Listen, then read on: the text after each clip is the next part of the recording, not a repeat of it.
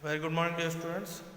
So we will continue our explanation from page number 145. ठीक है, देखिए, here we will start the new topic, that is rest and motion are relative terms. जो rest और motion है वो एक दूसरे के relative मतलब आपस में contracted terms हैं. देखिए, for defining the term rest and motion we need some surroundings or reference object. अगर हमें रेस्ट और मोशन बताना है किसी चीज़ का तो हमें एक रेफरेंस ऑब्जेक्ट चाहिए होगा. रेफरेंस ऑब्जेक्ट क्या होता है? कोई भी ऐसी चीज़ जिससे हम अपने जो ऑब्जेक्ट है उसको कंपेयर कर रहे हैं वो रेफरेंस हो जाता है ना.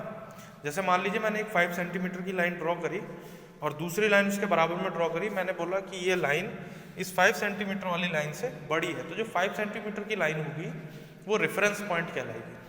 मतलब जिससे हम चीज को कंपेयर करते हैं वो रेफरेंस कहलाती है. ठीक है. An object may be at rest with respect to one reference object and in motion with respect to another. ऐसा भी हो सकता है कि किसी एक चीज के रेफरेंस में कोई दूसरा ऑब्जेक्ट रेस्ट में हो, किसी दूसरी चीज के रेफरेंस में वही सेम ऑब्जेक्ट मोशन में हो जाए.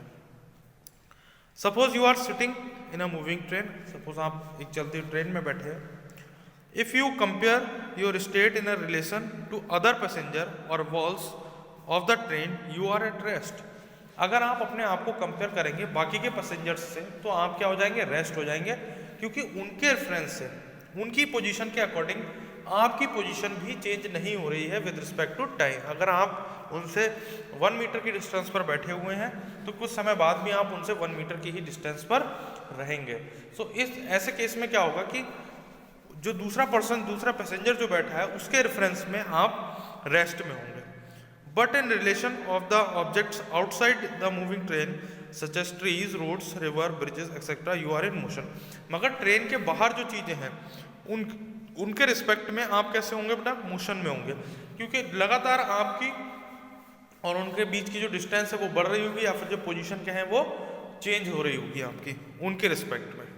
Mostly we consider the motion of the objects with respect to the earth. हम ज़्यादातर जो मोशन निकालते हैं वो किसका? अर्थ के रिस्पेक्ट में निकालते हैं. Your house is at rest with respect to the earth. जो हमारा घर है वो अर्थ के रिस्पेक्ट में क्या है बेटा? रेस्ट में है. But the earth is continuously moving. मगर अर्थ भी क्या कर रही है? लगातार घूम रही है around the sun. It means that your house is also in motion along with the earth around the sun. तो सन के रिस्पेक्ट में अगर देखा जाए तो आपका घर जो है वो भी रेस्ट में नहीं है, वो भी मोशन में है.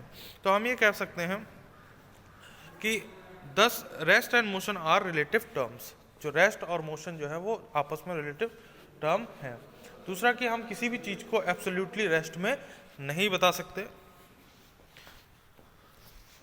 देखिए, अगर कोई चीज किसी के रिस्पेक्ट में रेस्ट में है तो डेफिनेटली किसी ना किसी बॉडी के जो हमारा रिस्पेक्ट है उसमें वो पक्का मोशन में होना ही होना उसको. ठीक है. नेक्स्ट आ जाता है हमारा टाइप्स ऑफ मोशन. देखिए, think of some moving objects like arms of a watch, the blades of a fan, the pendulum of wall clock and leaves of tree while wind blows. Through all these objects, though all these objects are moving, their movement is not the same as that of a running child or a moving car. How do they differ? To understand this, let us know different types of motion. यहाँ पर देखिए बहुत सारे इन्होंने example दे रखे हैं. एक pendulum का दे दिया, एक ट्री का दे दिया, है ना, कार का दे दिया. तो सबका मोशन क्या है? अलग अलग है. Everyone is having different motion. यहाँ पर देखिए, जैसे कार स्ट्रेट जा रही है यहाँ पर कर्व रोड पे मूव कर रही है, तो उस तरीके से मोशन को टाइप्स ऑफ मोशन में बांटा गया है. तो आज हम इसमें पढ़ेंगे 2 टाइप के, translatory motion and circular motion. Translatory motion क्या होता है? If a body moves on the whole from one place to another so that all its body parts move the same distance in the given time. जब कोई body move करती है और उसके सारे पार्ट उसके साथ मूव करते हैं तो उस टाइप का मोशन होता है translatory motion. It is said to be a translatory motion. ये भी 2 तरीके का होता है, एक रेक्टिलिनियर और एक कर्व. रेक्टिलिनियर यहाँ पर देख सकते हैं, कार स्ट्रेट जा रही है. ये कार जब मूव कर रही है तो इसके सारे पार्ट्स इसके साथ चल के जा रहे हैं. ठीक है. तो ये रेक्टिलिनियर मोशन हो गया. कर्विलिनियर मोशन में कर्व में डिस्टेंस ट्रेवल होती है. Now next one is circular motion. Recall the motion of the arms of a watch blades of a fan, giant wheel, and the planets around the sun. They all move around a fixed point on a circular path.